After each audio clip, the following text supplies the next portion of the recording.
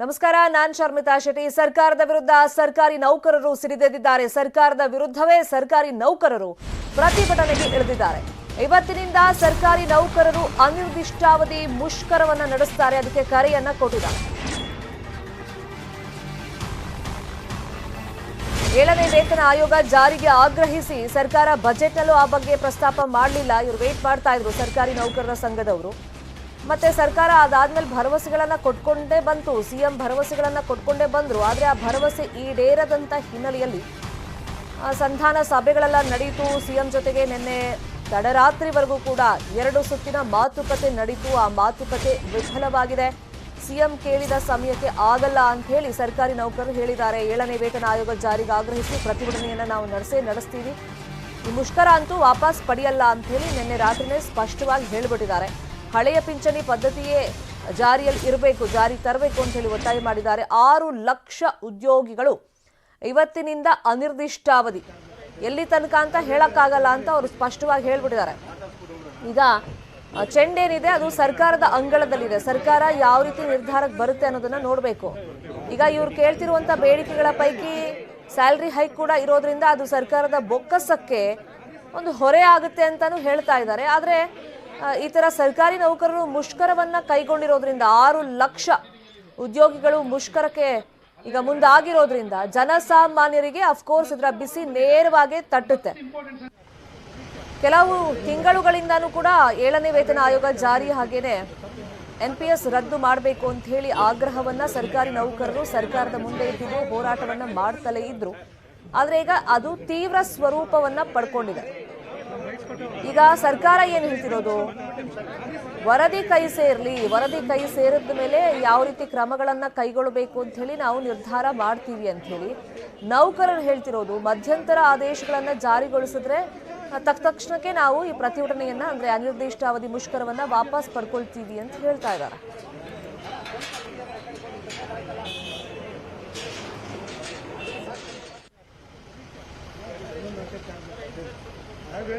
ಈಗ ನೌಕರರ ಬೇಡಿಕೆಗಳು ಏನೇನು? ಮೂಲ ವೇತನದೊಂದಿಗೆ ತುಟ್ಟಿ ಭತ್ತಿ ಅಂದ್ರೆ DA ಅನ್ನ ಕೊಡಬೇಕು. ಮೂಲ ವೇತನದ 40% ವೇತನವನ್ನ ಹೆಚ್ಚಳ ಮಾಡಬೇಕು. 2023 ಏಪ್ರಿಲ್ 1ರಿಂದ ಆರ್ಥಿಕವಾಗಿ ನಮಗೆ ಅನುಕೂಲ ಬೇಕು ಅಂತ ಕೇಳಿದ್ದಾರೆ. ಇನ್ನು ಸರ್ಕಾರ ಇವತ್ತೇ ನಿರ್ಧಾರ ಮಾಡಬೇಕು ಅಂತ ಹೇಳಿ ನಿನ್ನೆ ತನಕ ಗಡುವು ಕೊಟ್ಟಿದ್ರು. ನಿನ್ನೆ ತಡರಾತ್ರಿವರೆಗೂ ಕೂಡ ಸಿಎಂ ಜೊತೆಯಲ್ಲಿ ಅಧಿಕಾರಿಗಳು 2 ಸುತ್ತಿನ ಮಾತುಕತೆ ನಡೆಸಿದ್ರು ಕೂಡ ಅದೇನು ಸಕ್ಸಸ್ ಆಗಲಿಲ್ಲ. ಈಗ 1ನೇ ತಾರೀಕಿಂದ ಅಂದ್ರೆ ಇವತ್ತಿನಿಂದ ಅನಿರ್ದಿಷ್ಟಾವಧಿ ಮುಷ್ಕರವನ್ನ ನಾವು ನಡೆಸ್ತೀವಿ ಅಂತ ಮೊದಲೇ ಅವ್ರ ತೀರ್ಮಾನಕ್ಕೆ ಬಂದಿದ್ರು. ಸರ್ಕಾರ ಇನ್ ಕೇಸ್ ಅವ್ರ ಬೇಡಿಕೆ ಈಡೇರಿಸ್ತಾ ಇದ್ರೆ ಅಂತ. ಈಗ ಈಡೇರಿಸಿಲ್ಲ, ಅದೇ ರೀತಿಯಲ್ಲಿ ಮುಷ್ಕರವನ್ನ ನಡೆಸ್ತಾ ಇದ್ದಾರೆ. ಸರ್ಕಾರ ಏನ್ ಹೇಳ್ತಾ ಇದೆ? ಸುಧಾಕರ್ ರಾವ್ ವರದಿ ಸರ್ಕಾರದ ಕೈ ಸೇರಿಲ್ಲ. ಇನ್ನು ವರದಿ ಬಂದ ಮೇಲೆ ಆರ್ಥಿಕ ಇಲಾಖೆ ಜೊತೆ ಚರ್ಚೆ ಮಾಡ್ತೀನಿ. ಹಣಕಾಸು ಎಷ್ಟಿದೆ, ಆ ಫಂಡ್ ಎಷ್ಟಿದೆ ಅಂತ ಹೇಳಿ ನಾವು ಪರಿಶೀಲನೆಯನ್ನ ಮಾಡಬೇಕಾಗುತ್ತೆ. ಹಣಕಾಸು ಇದ್ರೆ ಅಂದ್ರೆ ಬೊಕ್ಕಸದಲ್ಲಿ ಹಣ ಇದ್ರೆ ನಿಮ್ಮ ಬೇಡಿಕೆಗಳು ಏನೇನಿದೆ ಮುಂದಿನ ಕ್ರಮಗಳನ್ನ ನಾನು ಕೈಗೊಳ್ತೀನಿ ಅಂತ ಸಿಎಂ ಹೇಳ್ತಾ ಇದ್ದಾರೆ. ಮುಂದಿನ ನಡೆ ಬಗ್ಗೆ ತೀರ್ಮಾನವನ್ನ ಕೈಗೊಳ್ತೀನಿ ಅಂತ ಹೇಳಿ. ಆದ್ರೆ ಈಗ ವರದಿ ಕೈ ಸೇರಿಲ್ಲ ಅಂತ ಹೇಳಿ ನೆಪ ಹೇಳ್ತಾ ಇದ್ದಾರೆ ಇವರು. ಮಧ್ಯಂತರ ವರದಿಯನ್ನ ತರಿಸ್ಕೊಳ್ಳಿ, ಕೂಡಲೇ ಕ್ರಮ ಕೈಗೊಳ್ಳಿ ಅಂತ ಹೇಳಿ ಸರ್ಕಾರಿ ನೌಕರರು ಕೇಳ್ತಾ ಇದ್ದಾರೆ.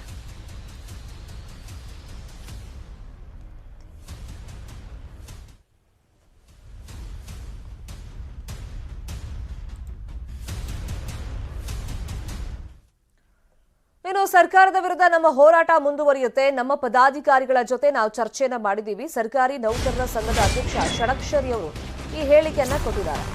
ಈಗ ಗಿವ್ ಅಂಡ್ ಟೇಕ್ ಪಾಲಿಸಿಯಲ್ಲಿ ಚರ್ಚೆ ಆಗಿದೆ. ಪರ್ಸೆಂಟೇಜ್ ಬಗ್ಗೆ ನೇರವಾಗಿ ನಾವು ಮಾತಾಡ್ತೀವಿ ಅಂತ ಹೇಳಿ ಸರ್ಕಾರಿ ನೌಕರರ ಸಂಘದ ಅಧ್ಯಕ್ಷ ಷಡಕ್ಷರಿ ಅವರು ಹೇಳಿಕೆಯನ್ನ ಕೊಟ್ಟಿದ್ದಾರೆ. ಇನ್ಫ್ಯಾಕ್ಟ್ ಇವರು ಕೂಡ ನಿನ್ನೆ ಸಿಎಂ ಜೊತೆ 2 ಸುತ್ತಿನ ಸಭೆ ಏನಾಯ್ತು, ಸಂಧಾನ ಸಭೆ, ಅದು ವಿಫಲ ಆಯಿತು. ಆದ್ರೆ ಆ ಸಭೆಯಲ್ಲಿ ಇವರು ಕೂಡ ಪಾಲ್ಗೊಂಡಿದ್ರು. ಸರ್ಕಾರದ ಜೊತೆ ಚರ್ಚಿಸಿ ಅಂತಿಮ ತೀರ್ಮಾನ ನಡೆಸ್ತೀವಿ, ಆದ್ರೆ ಸದ್ಯಕ್ಕಂತೂ ನಾವು ಮುಷ್ಕರವನ್ನ ವಾಪಸ್ ಪಡ್ಕೊಂಡಿಲ್ಲ ಅಂತ ನಿನ್ನೆ ರಾತ್ರಿ ಅವರು ಸ್ಟೇಟ್ಮೆಂಟ್ ಅನ್ನ ಕೊಟ್ಟಿದ್ದಾರೆ.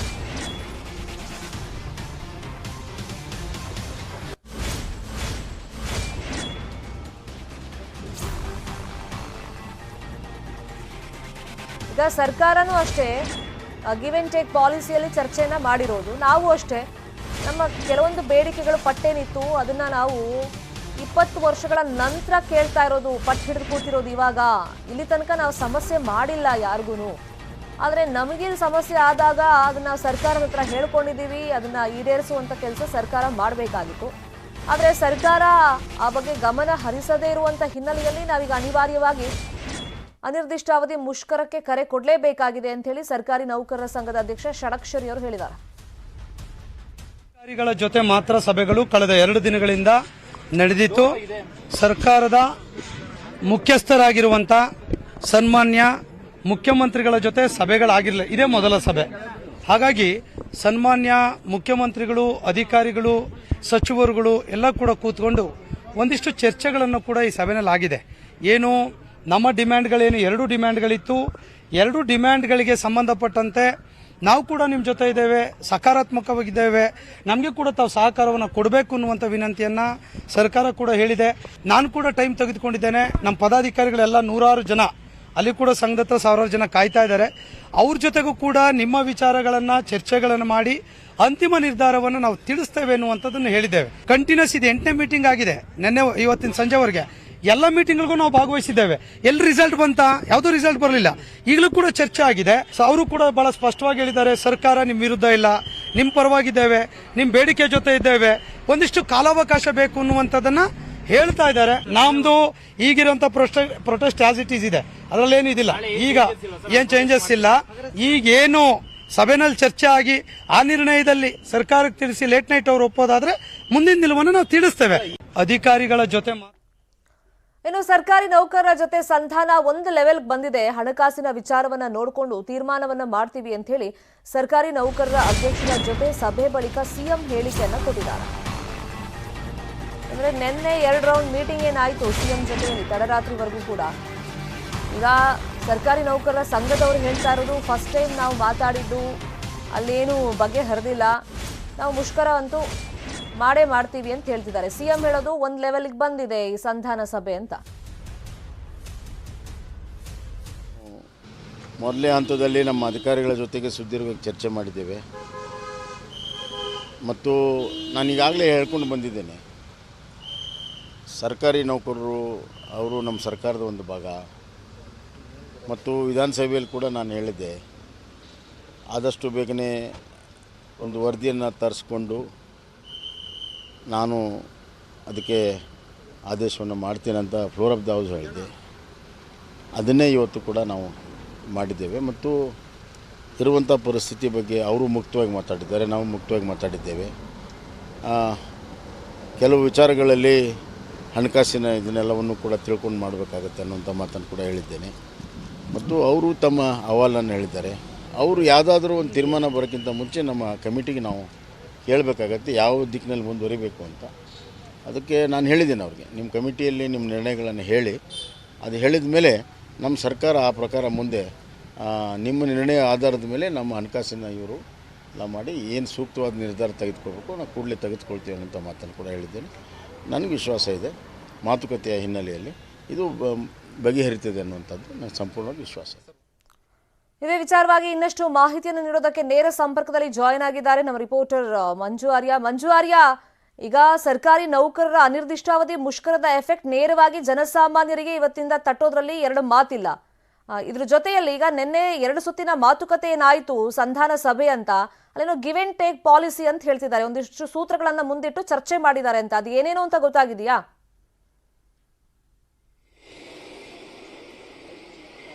ಎಸ್, ಖಂಡಿತವಾಗ್ಲೂ ಶರ್ಮಿತಾ, ಇವತ್ತು ಸುಮಾರು 6 ಲಕ್ಷ ಜನ ಸರ್ಕಾರಿ ನೌಕರರು ಈಗಾಗಲೇ ಪ್ರತಿಭಟನೆಯನ್ನು ಕೂಡ ಮಾಡಕ್ಕೆ ಮುಂದಾಗಿರುವಂತದ್ದು. ಅದು ಕೂಡ ಅಷ್ಟೇ ಯಾವ ರೀತಿ ಅಂದ್ರೆ ಸರ್ಕಾರದ ವಿರುದ್ಧವಾಗಿ ಈಗಾಗಲೇ ದಂಗೆತ್ತಿರುವಂತದ್ದು. ಜೊತೆಗೆ ಅವರ ಒಂದಷ್ಟು ಬೇಡಿಕೆಗಳಿಂದ ಆ ಒಂದು ಬೇಡಿಕೆಗಳನ್ನ ಸರ್ಕಾರ ಇಮಿಡಿಯೇಟ್ ಆಗಿ ಈಡೇರಿಸಬೇಕು. ಇಲ್ಲ ಅಂದಂತ ಪಕ್ಷದಲ್ಲಿ ನಾವು ಅನಿರ್ದಿಷ್ಟಾವಧಿಯವರೆಗೂ ಕೂಡ ಅಷ್ಟೇ ನಾವು ಹೋರಾಟವನ್ನ ಮಾಡ್ತೀವಿ, ಯಾರು ಕೂಡ ಅಷ್ಟೇ ಕೆಲಸಕ್ಕೆ ಹಾಜರಾಗುವುದಿಲ್ಲ ಅಂತ ಸ್ಟ್ರಿಕ್ಟ್ ಆಗಿ ಈಗಾಗಲೇ ಗವರ್ಮೆಂಟ್ಗೂ ಕೂಡ ಹೇಳಿರುವಂತದ್ದು. ಈ ನಿಟ್ಟಿನಲ್ಲಿ ಮೊದಲನೇದಾಗಿ ನಿನ್ನೆ ಸಂಜೆಯ ಸಿಎಸ್ ಜೊತೆ ಕೂಡ ಅಷ್ಟೇ ಸರ್ಕಾರ ನೌಕರರು ಕೂಡ ಅಷ್ಟೇ ಒಂದು ಸಭೆಯನ್ನ ಮಾಡ್ತಾರೆ. ಆದ್ರೆ ಸಭೆ ಕೂಡ ಎಲ್ಲೋ ಒಂದು ರೀತಿ ವಿಫಲ ಆಗೋದಿಲ್ಲ, ಅಂದ್ರೆ ಸಫಲ ಆಗೋದಿಲ್ಲ. ಇದಾದಂತಹ ಬಳಿಕ ನೇರವಾಗಿ ಸಿಎಂಎ ಈ ಒಂದು ಸರ್ಕಾರಿ ನೌಕರರ ಅಧ್ಯಕ್ಷರು ಮತ್ತು ಪದಾಧಿಕಾರಿಗಳಿದೆ ಅವರ ಜೊತೆ ಕೂಡ ಅಷ್ಟೇ ಒಂದು ಸಭೆಯನ್ನು ಕೂಡ ಮಾಡ್ತಾರೆ. ಆ ಒಂದು ಸಭೆಯಲ್ಲಿ ಒಂದಷ್ಟು ಬೇಡಿಕೆಗಳನ್ನ ಅವರು ನೇರವಾಗಿ ಇಡುವಂತದ್ದು, ಅದು ಕೂಡ ಅಷ್ಟೇ ತುಟಿ ಭತ್ಯೆಯನ್ನ ಹೆಚ್ಚಳ ಮಾಡುವಂತದ್ದಾಗಿರ್ಬೋದು ಅಥವಾ ಮೂಲ ಒಂದು ಸಂಬಳ ಏನಿದೆ ಅದರಲ್ಲಿ 40% ಹೆಚ್ಚಳವನ್ನು ಮಾಡಬೇಕು ಅನ್ನುವಂಥದ್ದನ್ನು ನೇರವಾಗಿ ಅವರು ಬೇಡಿಕೆಯನ್ನು ಇಡ್ತಾರೆ. ಆದ್ರೆ ಇಲ್ಲಿ ಸಿಎಂ ಕೂಡ ಅಷ್ಟೇ ಒಂದು ಸಂದರ್ಭದಲ್ಲಿ ಹೇಳುವಂತದ್ದು ಏನಂತಂದ್ರೆ, ನಾವು ಫೈನಾನ್ಸ್ ಅಂದ್ರೆ ಹಣಕಾಸು ಇಲಾಖೆಯೊಂದಿಗೆ ಕೂಡ ಚರ್ಚೆಯನ್ನು ಮಾಡಬೇಕು. ಚರ್ಚೆ ಅಂತ ಬಳಿಕ ಮತ್ತು ವರದಿ ಬಂದಂತ ಬಳಿಕ ನಾನು ಇದರ ಬಗ್ಗೆ ಕ್ರಮವನ್ನು ಜರುಗಿಸ್ತೀನಿ ಅನ್ನುವಂತ ಆಶ್ವಾಸನೆಯನ್ನು ಕೂಡ ಕೊಡ್ತಾರೆ. ಅದೇ ಇಲ್ಲಿ ಪ್ರಮುಖವಾಗಿ ಸರ್ಕಾರಿ ನೌಕರರ ಸಂಘದ ಅಧ್ಯಕ್ಷರಾಗಿರ್ಬೋದು, ಪದಾಧಿಕಾರಿಯಾಗಿರ್ಬೋದು, ಇಲ್ಲಿ ಪ್ರಮುಖವಾಗಿ ಯಾವುದೇ ರೀತಿ ಆಶ್ವಾಸನೆಗಳು ಕೂಡ ಬೇಡ, ನೀವು ಕೊಡಿ, ನಾವು ಇಮಿಡಿಯೇಟ್ ಆಗಿ ಕೆಲಸಕ್ಕೆ ಬರ್ತೀವಿ ಅನ್ನುವಂತ ಮಾತನ್ನು ಕೂಡ ಹೇಳ್ತಾರೆ. ಅದು ಎಲ್ಲೋ ಒಂದು ರೀತಿ ತಡರಾತ್ರಿವರೆಗೂ ಕೂಡ ಅಷ್ಟೇ ಒಂದು ಸಭೆಗಳಾಗುತ್ತೆ. ಸಭೆ ಆದ್ರೂ ಕೂಡ ಅಷ್ಟೇ ಇನ್ನೂ ಯಾವುದೇ ರೀತಿ ಅಂತ ಒಂದು ಸಫಲತೆ ಕೂಡ ಅಷ್ಟೇ ಕಂಡಿಲ್ಲ ಅಂತ ಹೇಳ್ಬೋದು. ಜೊತೆಗೆ ಆ ಒಂದು ಸರ್ಕಾರಿ ನೌಕರರ ಅಧ್ಯಕ್ಷರು ಕೂಡ ಅಷ್ಟೇ ಹೇಳುವಂತಹ ಮಾಹಿತಿಯ ಪ್ರಕಾರವಾಗಿ ನಾವು ಈಗಾಗಲೇ ಪದಾಧಿಕಾರಿಗಳ ಜೊತೆ ಕೂಡ ಚರ್ಚೆಯನ್ನು ಕೂಡ ಮಾಡಿದ್ದೀವಿ. ಚರ್ಚೆಯಲ್ಲಿ ಎಲ್ಲರೂ ಕೂಡ ಅಷ್ಟೇ ಒಮ್ಮತವಾಗಿ ನಿರ್ಧಾರವನ್ನು ಮಾಡಿರುವಂತದ್ದು ಏನಂದ್ರೆ ಗಿವ್ ಅಂಡ್ ಟೇಕ್ ಪಾಲಿಸಿಯನ್ನು ನಾವು ಮಾಡ್ತಾ ಇದ್ದೀವಿ. ಒಂದ್ ವೇಳೆ ಸರ್ಕಾರ ಏನಾದ್ರೂ ನಮ್ಮ ಬೇಡಿಕೆಗಳನ್ನು ಈಡೇರಿಸುವಂತ ಒಂದು ಆದೇಶವನ್ನು ಕೊಟ್ಟಂತ ವೇಳೆಯಲ್ಲಿ ನಾವು ಇಮಿಡಿಯೇಟ್ ಆಗಿ ನಾವು ನಮ್ಮ ಕೆಲಸಗಳಿಗೆ ಹಾಜರಾಗ್ತೀವಿ. ಇಲ್ಲ ಅಂದಂತ ಪಕ್ಷದಲ್ಲಿ ಅನಿರ್ದಿಷ್ಟ ಅವಧಿಯವರೆಗೂ ಕೂಡ ಅಷ್ಟೇ ನಾವು ಈ ಒಂದು ಮುಷ್ಕರವನ್ನ ಮುಂದುವರಿಸ್ತೀವಿ. ಯಾರೂ ಕೂಡ ಅಷ್ಟೇ ಸರ್ಕಾರಿ ಕಚೇರಿಗಳಿಗೆ ನಾವು ಆಗಮಿಸೋದಿಲ್ಲ ಅನ್ನುವಂತ ಮಾತನ್ನ ಹೇಳಿರುವಂತದ್ದು. ಇದರಿಂದ ಎಲ್ಲ ಒಂದು ರೀತಿ ಸರ್ಕಾರಕ್ಕೆ ಈಗ ದೊಡ್ಡ ತಲೆನೋವಾಗಿದೆ ಅಂತ ಹೇಳ್ಬೋದು. ಯಾಕಂದ್ರೆ ಒಂದು ಕಡೆ ಈಗಾಗಲೇ ಸುಧಾಕರ್ ಅವರ ವರದಿ ಕೂಡ ಅಷ್ಟೇ ಬಂದಿಲ್ಲ. ಆ ಒಂದು ವರದಿಯನ್ನ ಆಧರಿಸಿ ತದನಂತರ ನಾನು ಮುಂದಿನ ಒಂದು ಕ್ರಮವನ್ನ ಕೈಗೊಳ್ತೀನಿ ಅನ್ನುವಂತ ಮಾತನ್ನು ಕೂಡ ಅಷ್ಟೇ ಮುಖ್ಯಮಂತ್ರಿಗಳು ನೇರವಾಗಿ ಹೇಳಿರುವಂತದ್ದು. ಜೊತೆಗೆ ಮುಖ್ಯಮಂತ್ರಿಗಳು ಒಂದು ಸಭೆಯ ಸಂದರ್ಭದಲ್ಲಿ ಕೂಡ ಒಂದಷ್ಟು ವಿಚಾರಗಳನ್ನ ಪ್ರಸ್ತಾಪ ಮಾಡಿರುವಂತದ್ದು. ಕೋವಿಡ್ ನ ಟೈಮ್ ನಲ್ಲಿ ಯಾರ ಒಂದು ಸಂಬಳವನ್ನು ಕೂಡ ನಾವು ಕಡಿತ ಮಾಡಿಲ್ಲ. ಆ ಒಂದು ಕಾರಣಕ್ಕೋಸ್ಕರ ಈ ಬಾರಿಯ ನಮ್ಮ ಒಂದು ಸರ್ಕಾರದ ಒಂದು ಮಾತನ್ನು ಕೂಡ ಅಷ್ಟೇ ಕೇಳಬೇಕು. ನಾವು ಆ ಒಂದು ವರದಿ ಬಂದಂತ ಬಳಿಕ ಅದನ್ನ ಪರಿಶೀಲನೆ ಮಾಡ್ತೀನಿ. ಪರಿಶೀಲನೆ ಅಂತ ಬಳಿಕ ನೀವು ಬೇಡಿಕೆ ಏನಿದೆ ಅದನ್ನು ಈಡೇರಿಸುವಂತ ಒಂದು ಕೆಲಸವನ್ನು ಕೂಡ ಮಾಡ್ತೀನಿ.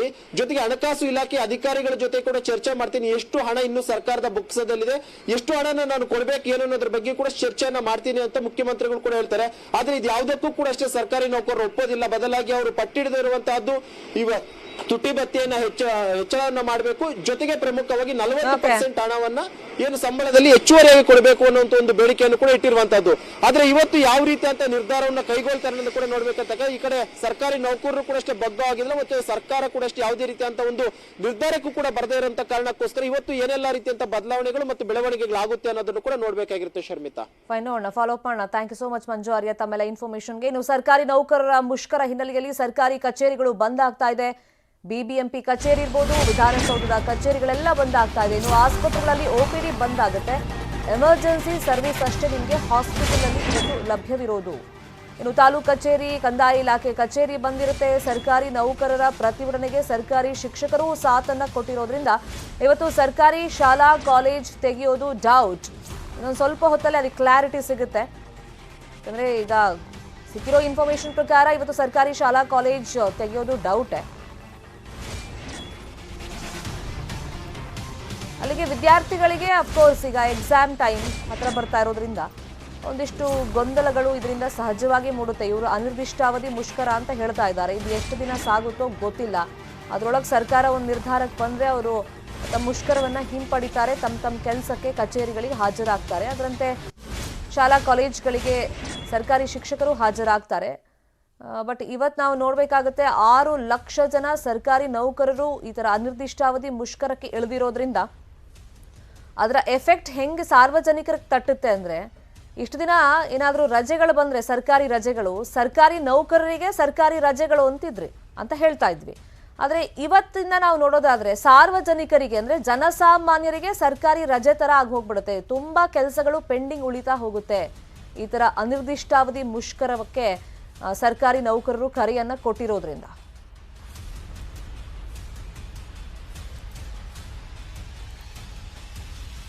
ಇದೇ ವಿಚಾರವಾಗಿ ಇನ್ನಷ್ಟು ಡೀಟೇಲ್ ಆಗಿ ಇನ್ಫಾರ್ಮೇಶನ್ ಅನ್ನ ಕೊಡೋದಕ್ಕೆ ನೇರ ಸಂಪರ್ಕದಲ್ಲಿ ಜಾಯಿನ್ ಆಗಿದ್ದಾರೆ ನಮ್ಮ ರಿಪೋರ್ಟರ್ ಶರಣು ಹಂಪಿ.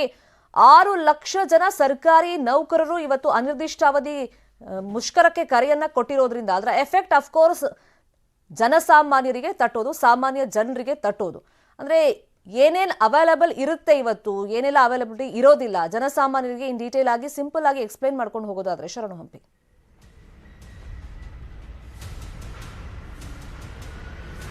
ಶರ್ಮಿತಾ, 7ನೇ ವೇತನ ಆಯೋಗ ಮತ್ತು OPS ಜಾರಿಗಾಗಿ ರಾಜ್ಯ ಸರ್ಕಾರಿ ನೌಕರರು ಇಂದಿನಿಂದ ಮುಷ್ಕರವನ್ನ ಕರೆ ನೀಡಿದ್ದಾರೆ. ಅದೇ ರೀತಿಯಾಗಿ ಮುಷ್ಕರಕ್ಕೂ ಕೂಡ ಎಲ್ಲ ಕಡೆಯಿಂದನೂ ಕೂಡ ಬೆಂಬಲ ವ್ಯಕ್ತವಾಗ್ತಾ ಇದೆ. ಇಂದಿನಿಂದ ರಾಜ್ಯದಲ್ಲಿರುವಂತಹ 6 ಲಕ್ಷ ಸರ್ಕಾರಿ ನೌಕರರು ಯಾರು ಕೂಡ ಕರ್ತವ್ಯಕ್ಕೆ ಹಾಜರಾಗ್ತಾ ಇಲ್ಲ. ಒಂದು ರೀತಿಯಾಗಿ ಇದು ಪೆನ್ ಡ್ರೈವ್ ರೀತಿಯಾದಂತ ಚಳವಳಿ ರೀತಿ ನಡೀತಾ ಇರೋದು. ಇದರಿಂದ ಬಹಳಷ್ಟು ತೊಂದರೆ ಆಗೋದು ಜನಸಾಮಾನ್ಯರಿಗೆ, ಸಾರ್ವಜನಿಕರಿಗೆ. ಅದರಲ್ಲೂ ಕೂಡ ಮಾರ್ಚ್ ತಿಂಗಳಲ್ಲಿ ಪರೀಕ್ಷೆಗಳ ಸಮಯ, ಶಾಲಾ ಕಾಲೇಜುಗಳ ರಜೆ ಘೋಷಣೆ, ಅನಿರ್ದಿಷ್ಟಾವಧಿಯ ರೀತಿಯಾಗಿ ರಜೆ ಘೋಷಣೆಯನ್ನ ಮಾಡಿದಂತಿದೆ. ಸೊ ಇದರಿಂದಾಗಿ ಮಕ್ಕಳು ಶಾಲೆಗೆ ಹೋಗುವಂತಿಲ್ಲ. ಸೊ ಪೋಷಕರು ಕೂಡ ಆಕ್ರೋಶವನ್ನು ವ್ಯಕ್ತಪಡಿಸ್ತಾ ಇದ್ದಾರೆ. ಪರೀಕ್ಷೆ ಸಂದರ್ಭದಲ್ಲಿ ಈ ರೀತಿಯಾದಂತ ಮುಷ್ಕರ ಬೇಕಾ ಅನ್ನುವಂತ ಪ್ರಶ್ನೆಯನ್ನು ಕೂಡ ಮಾಡ್ತಾ ಇದ್ದಾರೆ. ಅನಧಿಕೃತವಾಗಿ ಶಾಲೆಯಲ್ಲಿರುವಂತಹ ಅಧ್ಯಾಪಕರು ಅಂದ್ರೆ ಶಾಲೆಯ ಶಿಕ್ಷಕರೇ ಘೋಷಣೆಯನ್ನ ಮಾಡಿದ್ದಾರೆ. ಇದನ್ನ ಯಾರು ಕೂಡ ಈ ಶಿಕ್ಷಣ ಇಲಾಖೆಯ ಹಿರಿಯ ಅಧಿಕಾರಿಗಳು ಘೋಷಣೆ ಮಾಡಬೇಕು. ಆದ್ರೆ ಘೋಷಣೆಯನ್ನ ಶಾಲೆಯ ಶಿಕ್ಷಕರೇ ಘೋಷಣೆ ಮಾಡಿ ಇವತ್ತಿನಿಂದ ರಜೆ ಅಂತ ಹೇಳಿ ಕಳಿಸಿರೋದ್ರ ಬಗ್ಗೆನೂ ಕೂಡ ಸಾಕಷ್ಟು ಆಕ್ಷೇಪ ಮತ್ತು ಚರ್ಚೆ ವ್ಯಕ್ತವಾಗ್ತಾ ಇದೆ. ಇನ್ನು ಆರೋಗ್ಯ ಇಲಾಖೆಯಲ್ಲಿ, ಯಾಕಂದ್ರೆ ಪ್ರತಿಯೊಂದು ಕೂಡ ಬಡವರು ಮತ್ತು ಮಧ್ಯಮ ವರ್ಗದವರು ಪ್ರತಿಯೊಬ್ಬರು ಕೂಡ ಸರ್ಕಾರಿ ಆಸ್ಪತ್ರೆಗಳನ್ನೇ ನೆಚ್ಕೊಂಡಿದ್ದಾರೆ. ಅವರಿಗೆ ಸಾಮಾನ್ಯವಾಗಿ OPD ಸೇವೆ ಇರೋದಿಲ್ಲ, ಎಮರ್ಜೆನ್ಸಿ ಸೇವೆ ಇದ್ರೆ ಮಾತ್ರ, ಅಂದ್ರೆ ಅಪಘಾತ ಸೇರಿದಂತೆ ಬೇರೆ ಬೇರೆ ತುರ್ತು ಸಂದರ್ಭದಲ್ಲಿರುವಂತಹ ಸೇವೆಗಳು ಮಾತ್ರ ಅವಕಾಶ ಇರುತ್ತೆ. ಅವರು ಅಲ್ಲಿರುವಂತಹ ಆರೋಗ್ಯ ಇಲಾಖೆಯ ಸಿಬ್ಬಂದಿ ಮತ್ತು ವೈದ್ಯರು ಕಪ್ಪು ಪಟ್ಟಿಯನ್ನು ತರಿಸ್ಕೊಂಡು ಕೆಲಸವನ್ನು ಮಾಡ್ತಾರೆ. ಲಿಮಿಟೆಡ್ ಆಗಿ, ಅಂದ್ರೆ ಹೆಚ್ಚಿನ ಸಂಖ್ಯೆಯಲ್ಲೂ ಕೂಡ ವೈದ್ಯರು ಮತ್ತು ಸಿಬ್ಬಂದಿಗಳು ಇರೋದಿಲ್ಲ. ಎಷ್ಟು ಬೇಕೋ ಅಷ್ಟು ಮಾತ್ರ ಅಲ್ಲಿ ಸಿಬ್ಬಂದಿಗಳು ಇರ್ತಾರೆ. ಇನ್ನು ಉಳಿದಂತೆ ಜಿಲ್ಲಾಡಳಿತ, ತಾಲೂಕು ಕಚೇರಿ, ಗ್ರಾಮ ಪಂಚಾಯಿತಿ ಮತ್ತು ಸ್ಥಳೀಯ ಸಂಸ್ಥೆಗಳು, ಬೆಂಗಳೂರಿನಲ್ಲಿ BBMP ಸೇರಿದಂತೆ BWSSB, ಹೀಗೆ ಪ್ರತಿಯೊಂದು ಸರ್ಕಾರಿ ಕಚೇರಿಗಳಿಂದವೆ 32ಕ್ಕೂ ಹೆಚ್ಚು ಸರ್ಕಾರಿ ಕಚೇರಿಗಳು, ಆ ಎಲ್ಲ ಕಚೇರಿಗಳು ಸೇವೆಯನ್ನ ಬಂದ್ ಮಾಡಿದವೆ. ಇದರ ಜೊತೆಗೆ ವಿಶ್ವವಿದ್ಯಾಲಯಗಳು ಕೂಡ ಇದರ ವ್ಯಾಪ್ತಿಗೆ ಬರೋದಿಲ್ಲ. ಆದರೂ ಅಧ್ಯಾಪಕರ ಸಂಘ ನಿನ್ನೆ ನಿರ್ಧಾರ ಮಾಡಿದೆ, ರಾಜ್ಯ ಸರ್ಕಾರಿ ನೌಕರರ ಹೋರಾಟಕ್ಕೆ, ಮುಷ್ಕರಕ್ಕೆ ಬೆಂಬಲವನ್ನ ವ್ಯಕ್ತಪಡಿಸಿದಿವೆ ಅನ್ನೋ ಮಾತನ್ನು ಹೇಳಿದ್ದಾರೆ. ಇನ್ನು ಇದ್ರ ಜೊತೆಗೆ ಕನ್ನಡ ಪರ ಸಂಘಟನೆಗಳು ಕೂಡ ಬೆಂಬಲವನ್ನ ವ್ಯಕ್ತಪಡಿಸಿದವೆ. ಸೊ ನಿನ್ನೆವರೆಗೂ ಕೂಡ ಸಾಕಷ್ಟು ರೀತಿಯಾಗಿ ಆದಾಯ ತೆರಿಗೆ ಇರ್ಬೋದು ಮತ್ತು ವಿದ್ಯಾಭ್ಯಾಸ ಪ್ರಮಾಣ ಪತ್ರ ಇರ್ಬೋದು, ಪ್ರತಿಯೊಂದಕ್ಕೂ ಕೂಡ ತಹಶೀಲ್ದಾರ್ ಕಚೇರಿಗೆ ಹೋಗ್ಬೇಕಾಗತ್ತೆ. ಆದ್ರೆ ಇವತ್ತಿನಿಂದ ಯಾರು ಕೂಡ ಸಿಬ್ಬಂದಿಗಳು ಮತ್ತು ಅಧಿಕಾರಿಗಳು, ಡಿ ಗ್ರೂಪ್ ನಿಂದ ನಿಮಗೆ ಹಿರಿಯ ಅಧಿಕಾರಿಗಳು ಕೂಡ ಯಾರು ಕೂಡ ಕಚೇರಿಗೆ ತೆರಳೋದಿಲ್ಲ. ಎಲ್ಲರೂ ಕೂಡ ಕರ್ತವ್ಯಕ್ಕೆ ಗೈರು ಹಾಜರಾಗ್ತಾರೆ. ಸರ್ಕಾರಿ ನೌಕರರ ಸಂಘನೂ ಕೂಡ ಬಹಳ ಸ್ಪಷ್ಟವಾಗಿ ಸೂಚನೆ ನೀಡಿದೆ, ಯಾರು ಅಂತ ಅಧಿಕಾರಿ ಏನಾದ್ರೂ ಕೆಲಸಕ್ಕೆ ಕರ್ತವ್ಯಕ್ಕೆ ಹೋದ್ರೆ ಅವರನ್ನ ಮನವಿ ಮಾಡಿಕೊಂಡು ರಿಕ್ವೆಸ್ಟ್ ಮಾಡಿ ಹೊರಗಡೆ ಬನ್ನಿ ಅಂತೇಳಿ ಈಗಾಗಲೇ 6 ಲಕ್ಷ ಸರ್ಕಾರಿ ನೌಕರರು ಕೂಡ ಯಾರು ಕರ್ತವ್ಯಕ್ಕೆ ಹಾಜರಾಗದೆ ಇರೋದಕ್ಕೆ ನಿರ್ಧಾರವನ್ನ ಕೈಗೊಂಡಿದ್ದಾರೆ. ಇದ್ರ ಜೊತೆಗೆ ನಿವೃತ್ತ ಸರ್ಕಾರಿ ನೌಕರರು ಕೂಡ 3 ರಿಂದ 3.5 ಲಕ್ಷ ಜನ ಇದ್ದಾರೆ. ಇವರು ಕೂಡ ಮುಷ್ಕರದಲ್ಲಿ ಭಾಗಿಯಾಗಲಿದ್ದಾರೆ. ಅಂದ್ರೆ ರಾಜ್ಯ ಸರ್ಕಾರಿ ನೌಕರರ ಸಂಘದ ಮುಷ್ಕರ ಏನಿದೆ ಇದಕ್ಕೆ ಬೆಂಬಲವನ್ನ ವ್ಯಕ್ತಪಡಿಸಲಿದ್ದಾರೆ. ಇದು ಸಾಕಷ್ಟು ರೀತಿಯಾಗಿ ತೊಂದರೆ ಆಗ್ತಾ ಇರೋದು ಪ್ರಮುಖವಾಗಿ 2 ಆರೋಗ್ಯ ಇಲಾಖೆ ಮತ್ತು ಶಿಕ್ಷಣ ಇಲಾಖೆ. ಈ 2 ಇಲಾಖೆಯ ಹಿನ್ನೆಲೆಯಲ್ಲಿ ಈಗ CM ಬಸವರಾಜ ಬೊಮ್ಮಾಯಿ ಕೂಡ ನಿನ್ನೆ ತಡರಾತ್ರಿವರೆಗೂ ಕೂಡ ಸಭೆಯನ್ನ ನಡೆಸಿದ್ರು. ಆದ್ರೆ ಸಭೆಯಲ್ಲಿ ಅವರು ಹೇಳ್ತಾ ಇರೋದು 7ನೇ ವೇತನ ಆಯೋಗದ 40% ನಾವು ಹೆಚ್ಚುವರಿ ಹಣ ಕೊಡ್ಲಿಕ್ಕೆ ಆಗೋದಿಲ್ಲ. ಸೊ ಈ 7ರಿಂದ 8% ಕೊಡಬಹುದು. ಅದ್ರ ಬಗ್ಗೆನೂ ಕೂಡ ರಾಜ್ಯ ಸರ್ಕಾರಿ ನೌಕರರ ಸಂಘದ ಅಧ್ಯಕ್ಷರಾದಂತ ಷಡಕ್ಷರ ಜೊತೆ ಈಗ ಅವ್ರು ಕೊಡ್ತಾ ಇಲ್ಲ, ಇವ್ರು ಬಿಡ್ತಾ ಇಲ್ಲ, ಒಂಥರ ಹಗ್ಗ ಜಗ್ಗಾಟ ತರ ಆಗ್ಬಿಟ್ಟಿದೆ. ಫೈನಲಿ ಅದರ ಎಫೆಕ್ಟ್ ಜನಸಾಮಾನ್ಯರಿಗೆ ಏನ್ ಹೇಳಿದ್ರು. ಬಟ್ ಈಗ ಅನಿರ್ದಿಷ್ಟಾವಧಿ ಮುಷ್ಕರ ಅಂದ್ರೆ 6 ಲಕ್ಷ ಜನ ಬಂದು ರೋಡಿಗಿಳಿದು ನಾವೇನ್ ಪ್ರತಿಭಟನೆ ಮಾಡೋದಿಲ್ಲ ಅಂತ ಹೇಳಿದ್ರು. ಸಾಂಕೇತಿಕವಾಗಿ ಬೆಂಗಳೂರು ಸೇರಿದಂತೆ ಪ್ರಮುಖ ಜಿಲ್ಲಾ ಕೇಂದ್ರಗಳಲ್ಲಿ ಏನಾದ್ರೂ ಪ್ರತಿಭಟನೆ ಮಾಡೋಕ್ ನಿರ್ಧಾರ ಆತರ?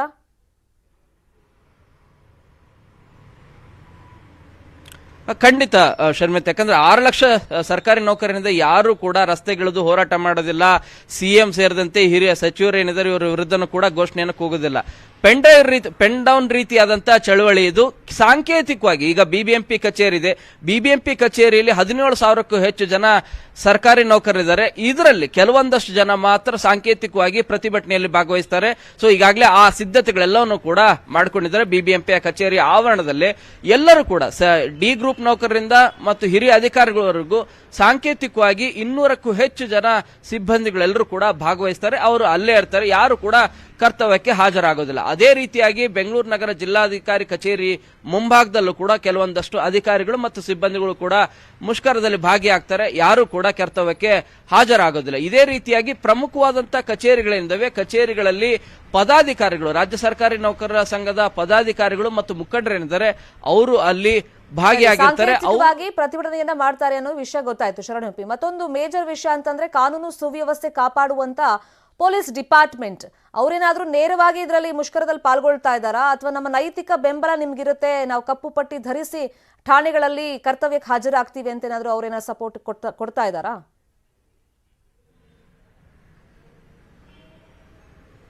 ಶರ್ಮಿತಾ, ಅಗತ್ಯ ಸೇವೆಯ ಹಿನ್ನೆಲೆಯಲ್ಲಿ ಅವರು ಈ ಹೋರಾಟಕ್ಕೆ ಇದುವರೆಗೂ ಕೂಡ ಬಹಿರಂಗವಾಗಿ ಯಾವುದೇ ರೀತಿಯಾದಂತ ಹೇಳಿಕೆಯನ್ನ ನೀಡಿಲ್ಲ. ಸೊ ಅವರು ಪ್ರತಿಭಟನೆಯಲ್ಲಿ ಮುಷ್ಕರದಲ್ಲಿ ಭಾಗಿಯಾಗುವಂತ ಯಾವ ಮಾತು ಕೂಡ ಬರೋದಿಲ್ಲ. ಸೊ ಅವರ ವೇತನ ಕೂಡ ಪ್ರತ್ಯೇಕವಾದಂತ ರೀತಿ ಇರೋದ್ರಿಂದಾಗಿ ಇವರು ರಾಜ್ಯ ಸರ್ಕಾರಿ ನೌಕರರ ಏನ್ ಮುಷ್ಕರ ಹೋರಾಟ ಮಾಡ್ತಾ ಇದ್ದಾರೆ ಅದಕ್ಕೆ ಬೆಂಬಲವನ್ನ ವ್ಯಕ್ತಪಡಿಸ್ತಾ ಇಲ್ಲ. ಕಾನೂನು ಸುವ್ಯವಸ್ಥೆ ಹಿನ್ನೆಲೆಯಲ್ಲಿ ಪ್ರತಿಯೊಬ್ಬರು ಕೂಡ ಎಲ್ಲೆಲ್ಲಿ ಡ್ಯೂಟಿ ಹಾಕಿರ್ತಾರೆ ಅಲ್ಲಿ ಹಾಜರಾಗಬೇಕು ಮತ್ತು ಆ ಕರ್ತವ್ಯವನ್ನ ನಿರ್ವಹಿಸಬೇಕು. ಇದುವರೆಗೂ ಯಾವುದೇ ರೀತಿಯಾದಂತ ಅಧಿಕೃತವಾದಂತ ಹೇಳಿಕೆಯನ್ನ ಪೊಲೀಸ್ ಇಲಾಖೆಯ ಸಿಬ್ಬಂದಿಗಳ ಸಂಘ ಏನಿದೆ ಅದು ಮಾಹಿತಿಯನ್ನ ನೀಡಿಲ್ಲ. ಇನ್ನು ಹೊರತುಪಡಿಸಿದಂತೆ ವಿಶ್ವವಿದ್ಯಾಲಯಗಳು, ಯಾಕಂದ್ರೆ ಇದಕ್ಕೆ UGC ಸ್ಕೇಲ್ ಅನ್ನ ಪಡಿತಿರುವಂತಹ ಅಧ್ಯಾಪಕರು, ಪ್ರಾಧ್ಯಾಪಕರು ಮತ್ತು ಹಿರಿಯ ಪ್ರೊಫೆಸರ್ಗಳು ಇದ್ದಾರೆ.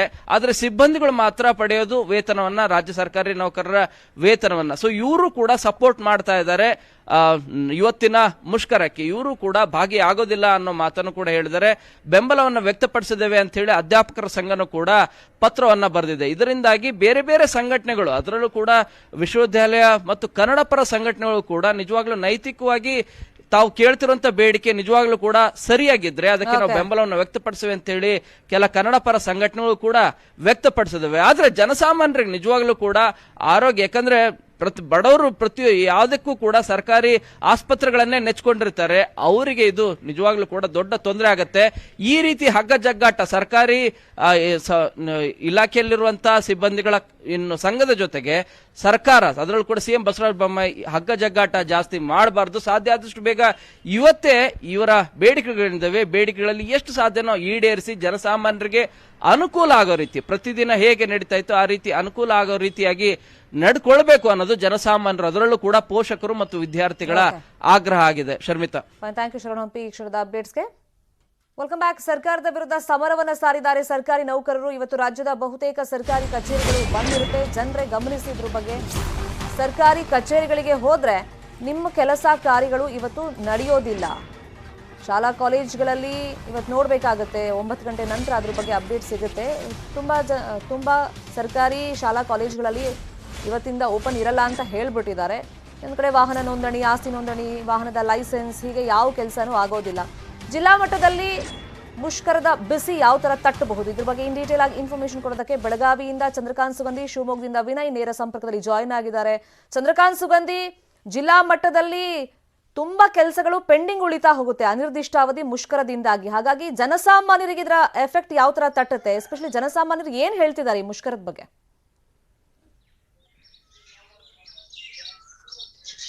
ಶರ್ಮಿತವಾಗಿ ಖಂಡಿತವಾಗೂ ಜನಸಾಮಾನ್ಯರಿಗೆ ಇದು ನೇರವಾಗಿ ಪರಿಣಾಮ ಬೀರಲಿದೆ. ಯಾಕಂದರೆ ಪ್ರಮುಖವಾಗಿ ಜಿಲ್ಲಾಧಿಕಾರಿ ಕಚೇರಿ ಆಗಿರ್ಬೋದು, ತಾಲೂಕು ಕಚೇರಿ, RTO ಕಚೇರಿ, ಹೀಗೆ ಸರ್ಕಾರಿ ಶಾಲಾ ಕಾಲೇಜುಗಳಲ್ಲಿ ಇವತ್ತು ಖಾಲಿ ಇರಲಿದೆ. ಯಾಕಂದರೆ ಇನ್ನು ನೌಕರರು ಯಾವುದೇ ಮುಷ್ಕರಕ್ಕೆ ಕರೆ ಕೊಟ್ಟಿಲ್ಲ, ಬದಲಾಗಿ ಏನು ಕರ್ತವ್ಯಕ್ಕೆ ಗೈರು ಹಾಜರಾಗಲಿದ್ದಾರೆ. ಈ ಮೂಲಕ ತಮ್ಮ ಪ್ರತಿಭಟನೆಯನ್ನು ಸರ್ಕಾರದ ವಿರುದ್ಧ ಅವರು ಮಾಡಲಿದ್ದಾರೆ. ಏನು ಒಂದು ವೇಳೆ ಬೀದಿಗಿಳಿದು ಪ್ರತಿಭಟನೆ ಮಾಡಿದರೆ ಮೇಲಧಿಕಾರಿಗಳ ಕೆಂಗಣಿಗೆ ಗುರಿಯಾಗ್ಬೋದು, ಆದರೆ ಗೈರಾದರೆ ಇವೆಲ್ಲ ಸಮಸ್ಯೆಗಳು ಕೂಡ ಕೊನೆಯುತ್ತೆ. ಹೀಗಾಗಿ ಬೆಳಗಾವಿ ಜಿಲ್ಲೆಯ ಸುಮಾರು 40,000 ನೌಕರರು ಇವತ್ತು ಗೈರಾಗಲಿದ್ದಾರೆ. ಹೀಗಾಗಿ ಸರ್ಕಾರಿ ಶಾಲಾ ಕಾಲೇಜುಗಳು ಸೇರಿದಂತೆ ಸರ್ಕಾರಿ ಕಚೇರಿಗಳಲ್ಲಿ ಇವತ್ತು ಏನು ಯಾವುದೇ ಕೆಲಸ, ಸಾರ್ವಜನಿಕರ ಕೆಲಸ ಆಗಲ್ಲ. ಇನ್ನು ಸಾರ್ವಜನಿಕರು ಈ ಬಗ್ಗೆ ಅಂದರೆ ಇವತ್ತು 9 ಗಂಟೆ ನಂತರ ಸಾರ್ವಜನಿಕರಿಗೆ ಬಿಸಿ ತಟ್ಟಲಿದೆ. ಯಾಕಂದರೆ ನಿನ್ನೆಯಿಂದ ಕೇವಲ ಏನು ಸರ್ಕಾರ ಮಾತುಕತೆ ಮಾಡಿತ್ತು, ಆ ಮಾತುಕತೆಗಳೆಲ್ಲವೂ ಕೂಡ ವಿಫಲವಾಗಿದ್ದು ಪ್ರತಿಭಟನೆ ನಡೆಯುವುದು ಈಗ ಪಕ್ಕಾ ಆಗಿದೆ. 9 ಗಂಟೆ ನಂತರ ಯಾವುದೇ ಸರ್ಕಾರಿ ಕಚೇರಿಗಳಲ್ಲಿ ಜನ ಬರಲ್ಲ. ಹೀಗಾಗಿ ಸಾರ್ವಜನಿಕರ ಕೆಲಸ ಇವತ್ತು ಪೆಂಡಿಂಗ್ ಉಳಿಯುತ್ತೆ. ಬೆಳಗಾವಿಯಲ್ಲೂ ಕೂಡ ಸುಮಾರು 30 ವಿವಿಧ ಸರ್ಕಾರಿ ನೌಕರರ ಏನು ಸಂಘಟನೆಗಳಿದೆ, ಎಲ್ಲವೂ ಕೂಡ ಬೆಂಬಲ ಕೊಟ್ಟಿರ್ತಕ್ಕಂಥದ್ದು. ಸುಮಾರು 40,000 ಏನು ನೌಕರರು ಬೆಳಗಾವಿ ಜಿಲ್ಲೆಯಲ್ಲಿ 36 ಇಲಾಖೆಗಳ ನೌಕರರು ಇವತ್ತು ಕರ್ತವ್ಯಕ್ಕೆ ಗೈರಾಗುವ ಮೂಲಕ ತಮ್ಮ 2 ಬೇಡಿಕೆಗಳು, ಪ್ರಮುಖವಾಗಿ ಪಿಂಚಣಿ ಯೋಜನೆ ಜಾರಿ ತರಬೇಕು ಮತ್ತು 7ನೇ ವೇತನ ಆಯೋಗದ ಪರಿಷ್ಕರಣೆ ಮಾಡಬೇಕು ಅಂತ ಹೇಳಿ ಬೇಡಿಕೆಯನ್ನ ಸರ್ಕಾರದ ಮುಂದೆ ಪ್ರಬಲವಾಗಿ ಇಡಕ್ಕೆ ಮುಂದಾಗಿದ್ದಾರೆ. Sharmita Shetty. Please be online. Chandrakant Sugandhi, Shivamogga ಭಾಗದಲ್ಲಿ ವಿನಯ್, ಈಗ ಸಾಂಕೇತಿಕವಾಗಿ ಏನಾದ್ರೂ ಪ್ರತಿಭಟನೆ ಕೈಗೊಳ್ಳೋದಕ್ಕೆ ಸರ್ಕಾರಿ ನೌಕರರು ಮುಂದಾಗಿದ್ದಾರಾ?